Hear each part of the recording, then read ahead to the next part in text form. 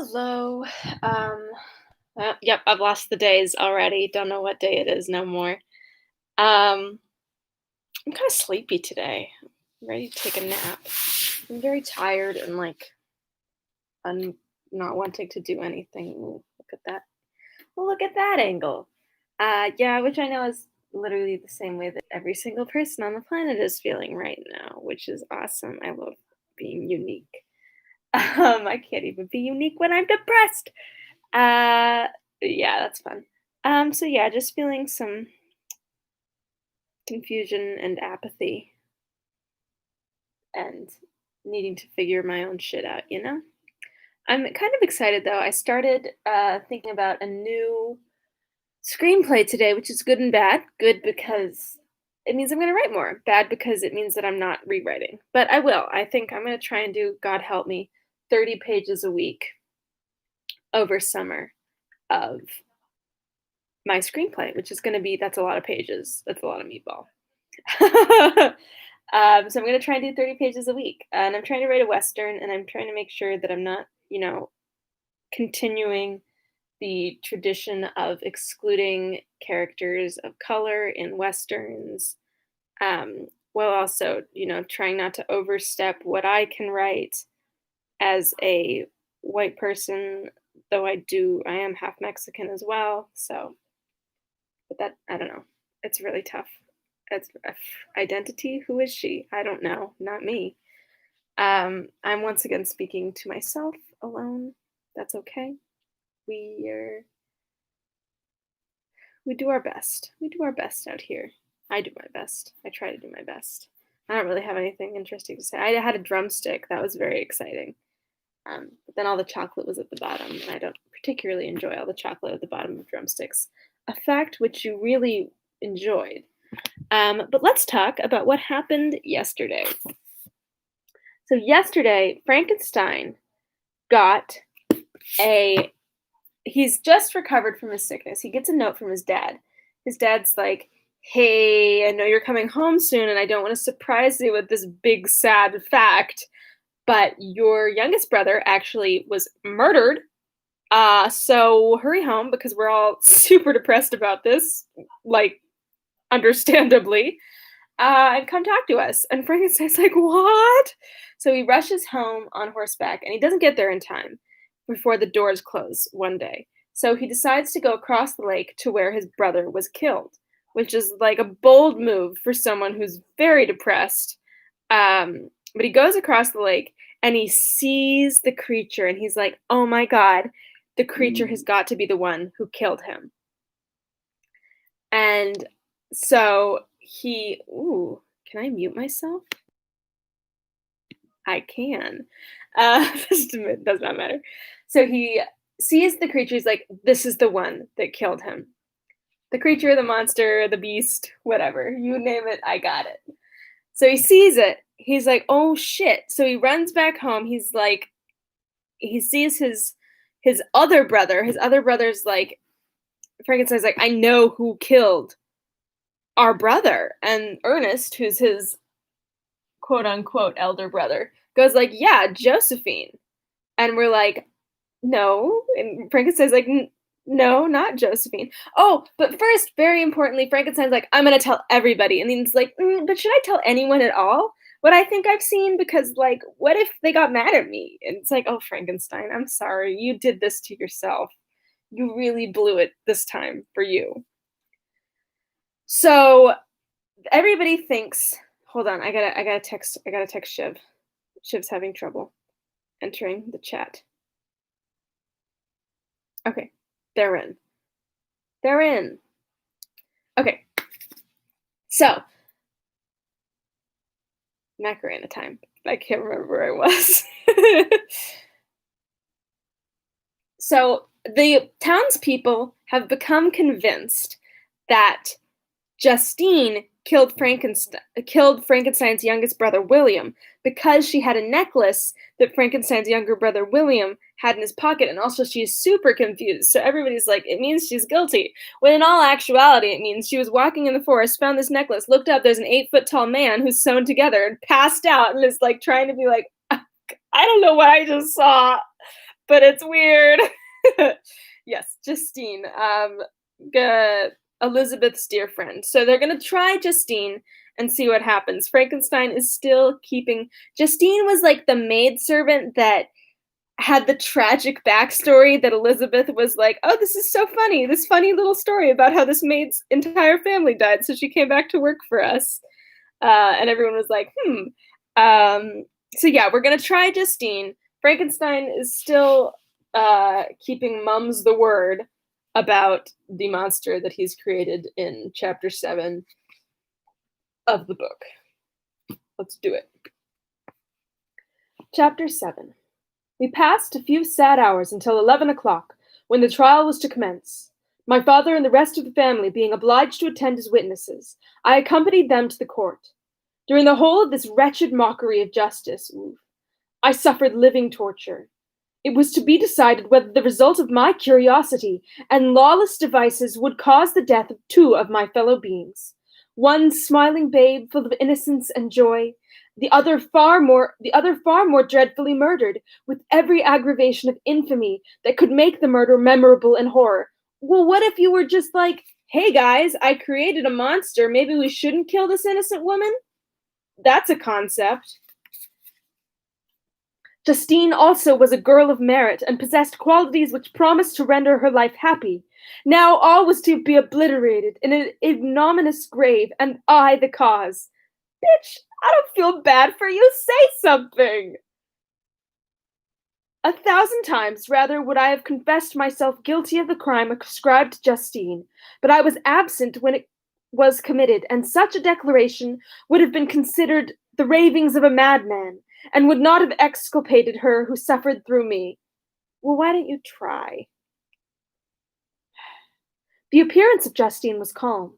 She was dressed in mourning, and her countenance, always engaging, was rendered by the solemnity of her feelings, exquisitely beautiful. Yet she appeared confident and innocent, and did not tremble, although gazed on and execrated by thousands, for all the kindness which her beauty might otherwise have excited was obliterated in the minds of the spectators by the imagination of the enormity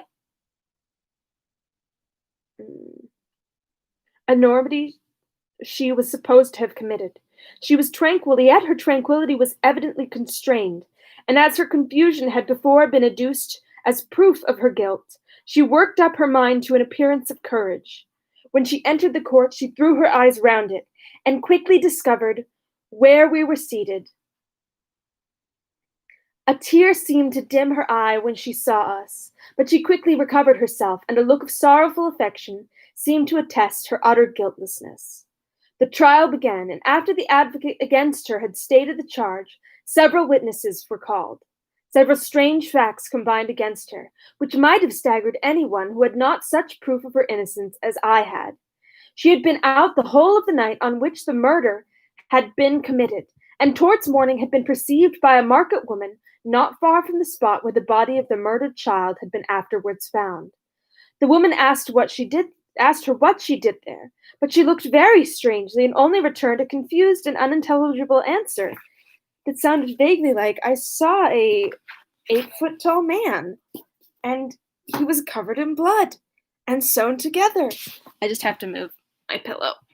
It's too hot to sit on the laptop. It's been working hard today, and I have been hardly working. I must be comfortable. You must watch. Okay. All right. She returned to the house about 8 o'clock, and when one inquired where she had passed the night, she replied that she had been looking for the child, and demanded earnestly if anything had been heard concerning him. When shown the body, she fell into violent hysterics, and kept her bed for several days. The picture was then produced, which the servant had found in her pocket, and which Elizabeth, in a faltering voice, proved that it was the same which, an hour before the child had been missed, she had placed round his neck. A murmur of horror and indignation filled the court. Justine was called on for her defense. As the trial had proceeded, her countenance had altered. Surprise, horror, and misery were strongly expressed. Sometimes she struggled with her tears, but when she was desired to plead, she collected her powers and spoke in an audible, although variable voice. God knows, she said, how entirely I am innocent, but I do not pretend that my protestations should acquit me. I rest my innocence on a plain and simple explanation of the facts which have been adduced against me, and I hope the character I have always borne will incline my judges to a favorable interpretation where any circumstances appears doubtful or suspicious. She then related, by the permission of Elizabeth, she had passed the evening of the night on which the murder had been committed at the house of an aunt at Shen, a village situated about a league from Geneva. On her return, at about 9 o'clock, she met a man who asked her if she had seen anything of the child who was lost. She was alarmed by this account and passed several hours in looking for him. When the gates of Geneva were shut, and she was forced to remain several hours of the night in a barn belonging to a cottage, being unwilling to call up the inhabitants, to whom she was well known. Unable to rest or sleep, she quitted her asylum early, that she might again endeavor to find my brother. If she had gone near the spot where his body lay, it was without her knowledge. That she had been bewildered when questioned by the market woman was not surprising, since she had passed a sleepless night, and the fate of poor William was yet uncertain. Concerning the picture, she could give no account. I know, continued the unhappy victim, how heavily and fatally this one circumstance weighs against me, but I have no power of explaining it, and when I have expressed my utter ignorance, I am only left to conjecture concerning the probabilities by which it might have been placed in my pocket. But here also am I checked. I believe that I have no enemy on earth, and none surely would have been so wicked as to destroy me wantonly. Did the murderer place it there? I know of no opportunity afforded for doing so, or if I had, why should he have stolen the jewel to part with it again so soon? I commit my cause to the justice of my judges, yet I see no room for hope. I beg permission to have a few witnesses examined concerning my character, and if their testimony shall not overweigh my supposed guilt, I must be condemned, although I would not pledge my salvation on my innocence. Several witnesses were called who had known her for many years, and they spoke well of her, but fear and hatred of the crime of which they supposed her guilty rendered them timorous, ooh, that's a good one, and unwilling to come forward. Somebody look that up. I don't know what that means. I can make you guys Google things for me. It's in my power. Or you can just not do it, and that's fair. I lost it. Oh, there we are. And unwilling to come forward.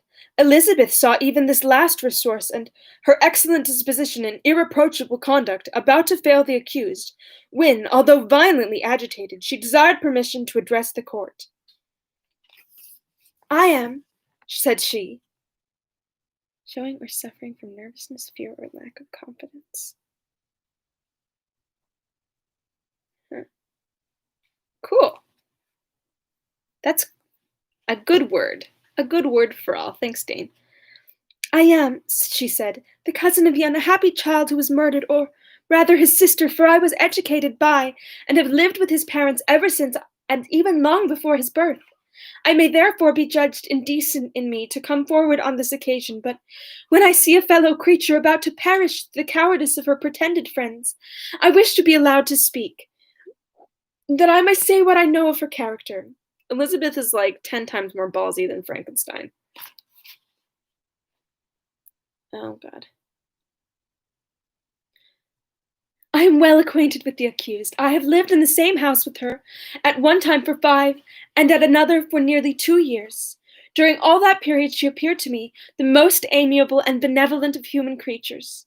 She nursed Madame Frankenstein, my aunt, in her last illness with the greatest affection and care, in a manner that excited the admiration of all who knew her.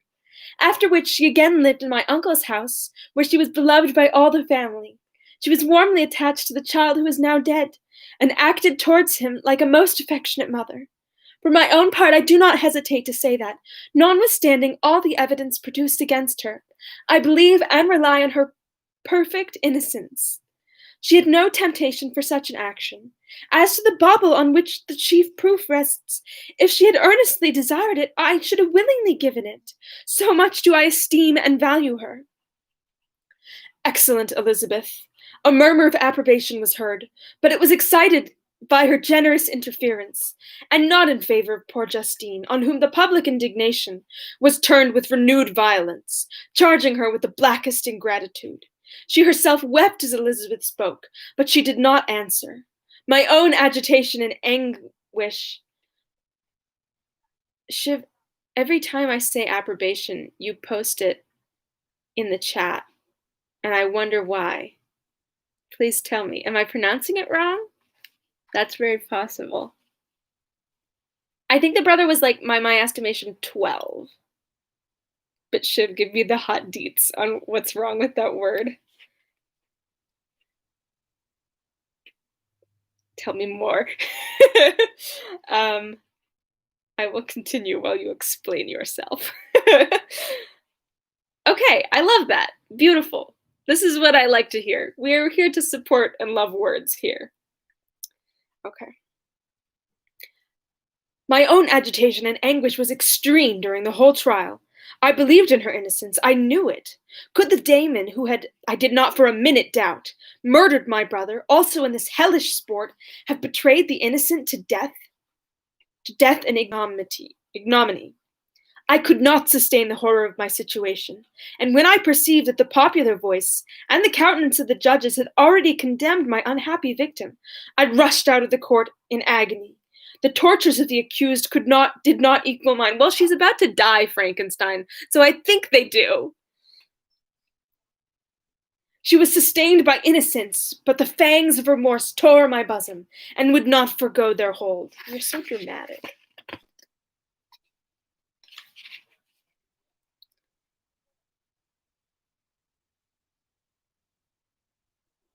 Yes, to help us, Jean. We want to help you. I can stop for a second so you can catch up.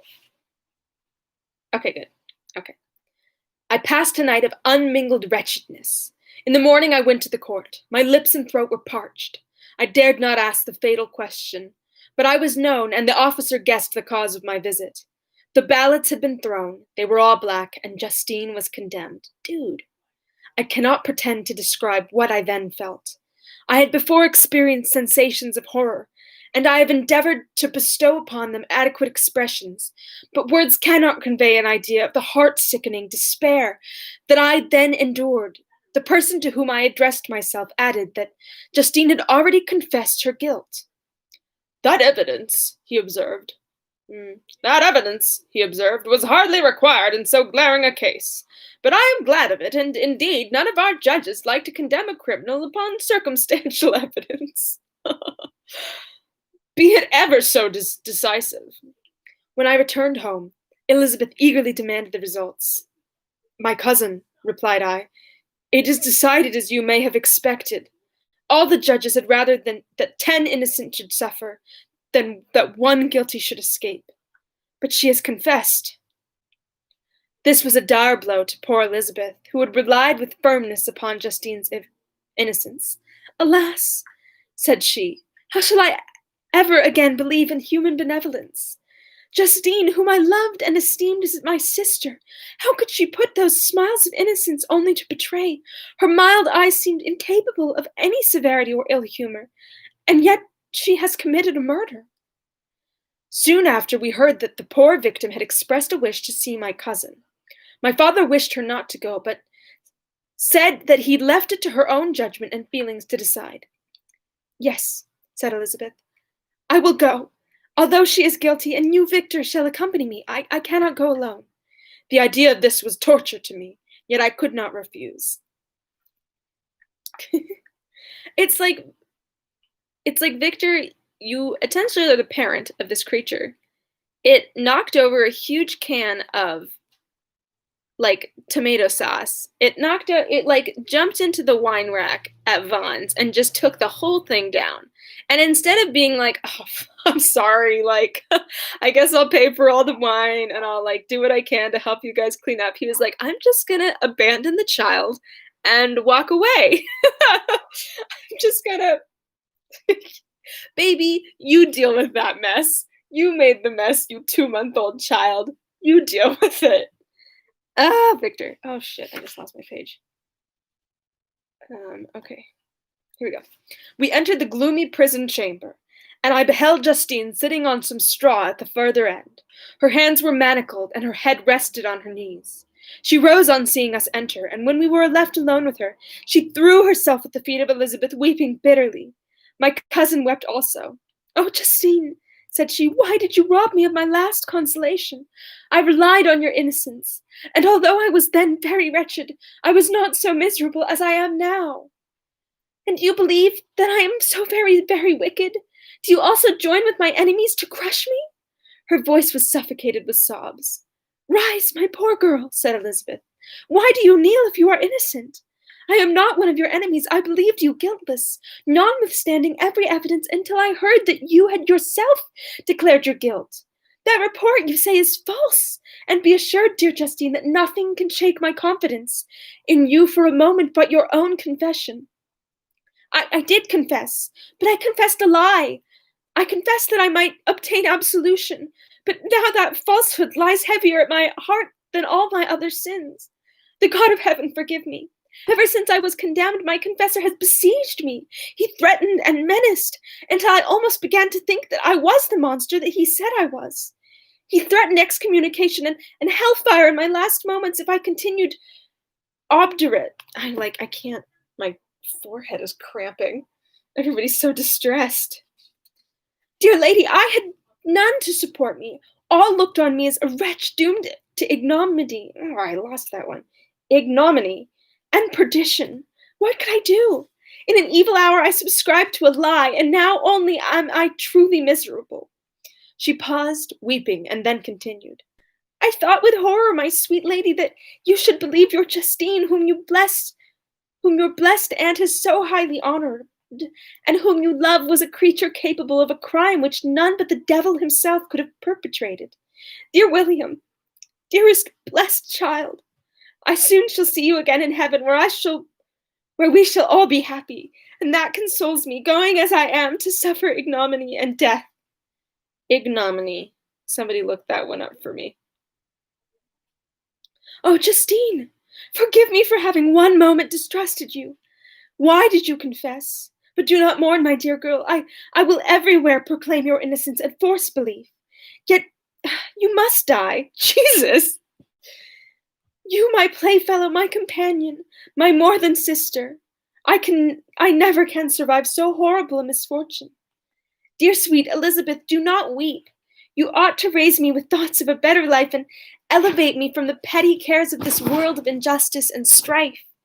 Do not, you excellent friend, drive me to despair. I will try to comfort you. But this, I fear, is an evil too deep and poignant to admit of consolation, for there is no hope.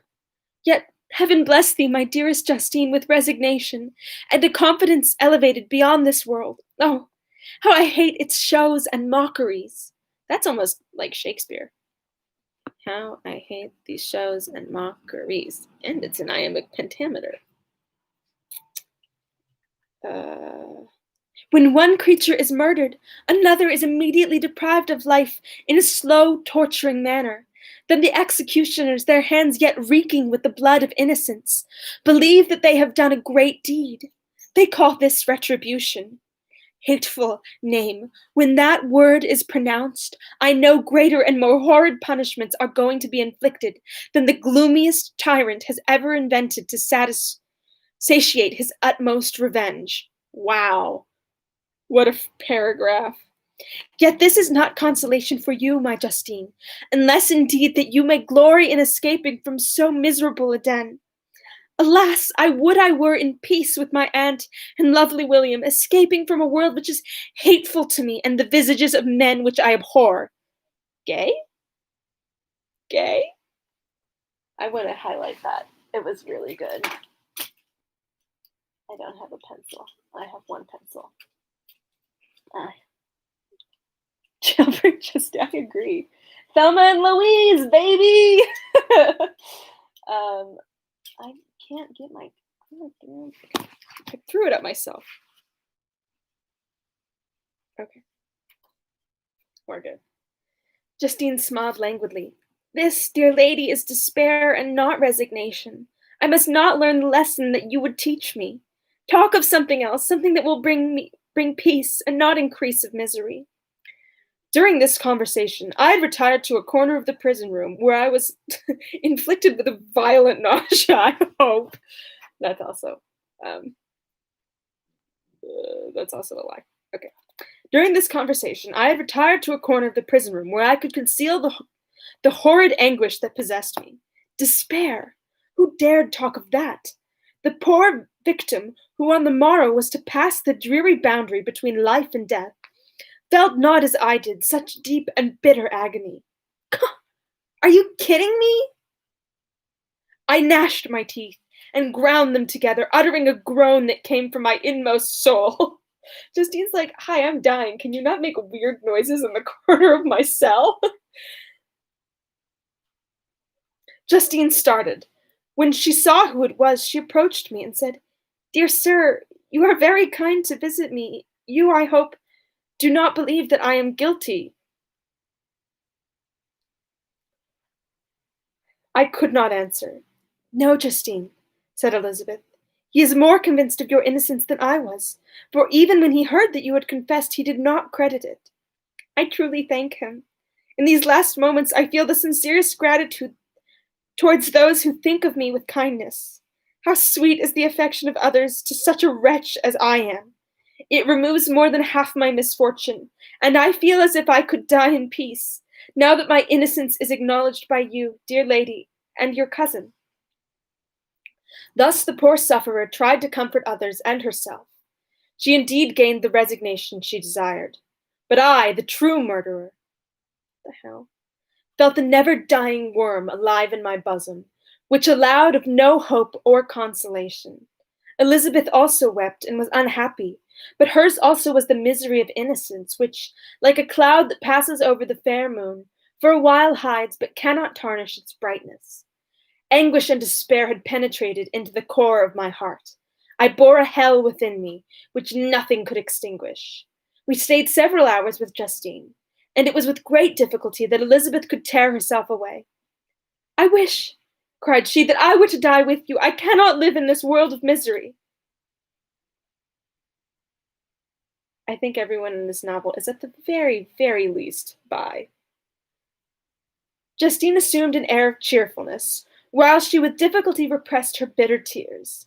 She embraced Elizabeth and said in a voice of half-suppressed emotion, Farewell, sweet lady, dearest Elizabeth, my beloved and only friend. May heaven in its bounty bless and preserve you. May this be the last misfortune that you will ever suffer. Live and be happy, and make others so. Unfortunately, Elizabeth will have to suffer Victor her whole life. Oh, sorry. As we returned, Elizabeth said, You know not, my dear Victor, how much I am relieved that I now trust the innocence of this unfortunate girl. I never could again have known peace if I had been deceived in my reliance on her. From the moment that I did believe her guilty, I felt an anguish that I could not have long sustained. Now my heart is lightened. The innocent suffers, but she whom I thought amiable and good has not been betrayed the trust I reposed in her, and I am consoled. Amiable cousin, such were your thoughts, mild and gentle as your own dear eyes and voice. But I was a wretch, and none ever conceived of the misery that I then endured. End of volume 1. I'm like, listen, I'm glad you feel bad, Frankenstein, but I'm sad that you're not going to pay for your actions. Like, I don't know, is this accessory to murder? Sort of doubly? I'm gonna charge Frankenstein on accessory to murder, to be honest with you. Woo, this is big stuff. Big stuff for Shia LaBeouf. All right, well, that brings me to an end of today. Frankenstein is continuing. Exactly, not like, I feel so bad, but I'm not going to tell anyone about it. This girl should just die for me. Exactly. He's letting the monster get away with it. If the monster did it, we still don't know. Um, and he's killing Justine. Double whammy. That's like go to jail. Ugh. That's just a mess, my pal. He's not my pal. Who am I kidding? We're on Justine's side. Okay. I'm logging off for today. Tomorrow is Thursday. I will be in at 1 to read chapter 1, and we'll see. um, Thank you all. I will see you soon. Thanks for tuning in. I always enjoy this deeply, and I'll see you tomorrow. Goodbye.